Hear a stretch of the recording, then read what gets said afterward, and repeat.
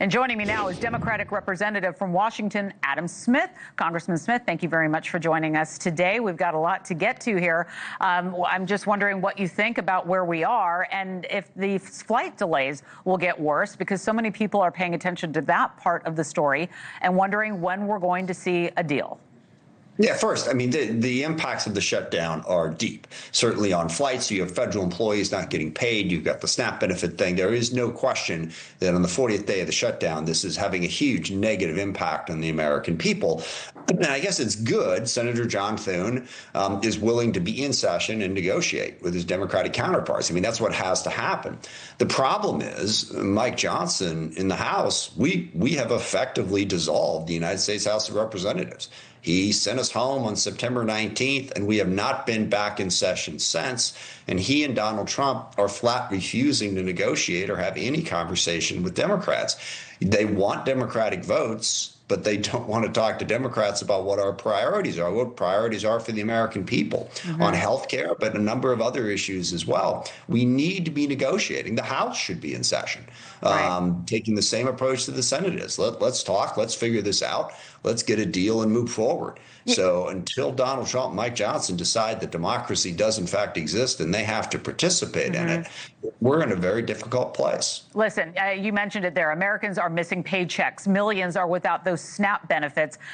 Democrats are pushing for this extension of Obamacare subsidies, with Schumer seeking a one-year extension of Obamacare credits. So people are looking at that. And Republican senators on the floor are rejecting Democrats' proposal to end the shutdown. Let's take a listen to this piece of sound.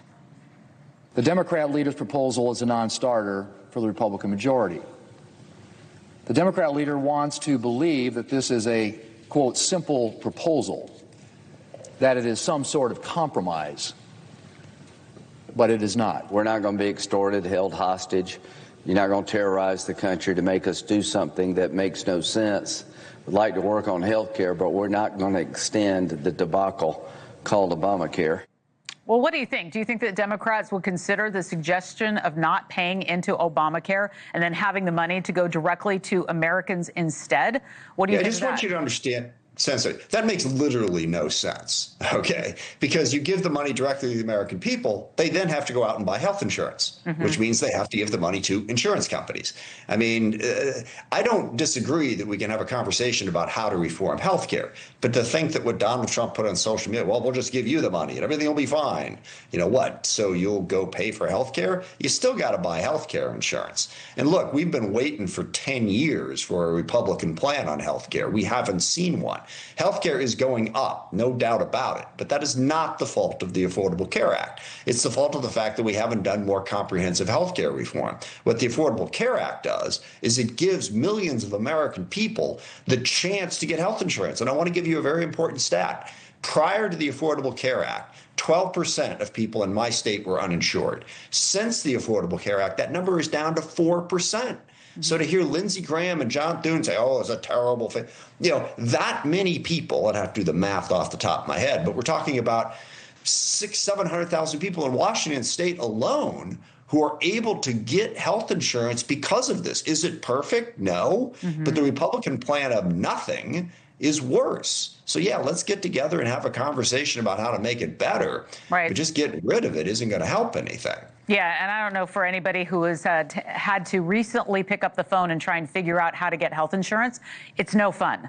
It's no fun comparing plans and figuring out and then realizing how much money it really costs. And I want to make sure everybody understands one key thing. As a member of Congress, my family is on the Affordable Care Act. So my wife and I are having that very same conversation. We're looking at what the health insurance premiums on the Affordable Care Act are and how much they're going up and how can you buy that insurance. So we fully understand what is happening here. We want a better health care solution. And the Republican solution of saying, no, we're not going to do anything about it, and we're not even going to stay in session in the House, and then for Trump to actively try to punish the American people by not paying SNAP benefits when he could, and then thinking cynically that this will be able to be blamed on the Democrats, that is not the way we should be governing.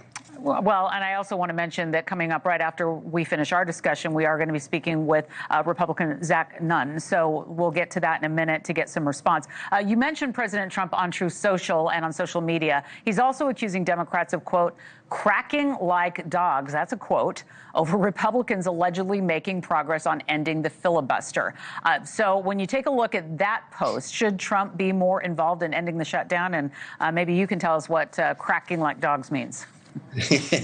I cannot. I can't help you with that. All right. Dogs bark, they whine, I don't know. Look, and I'll give you what may not be a view widely held. I wish they would get rid of the filibuster. I think the filibuster is anti-democratic.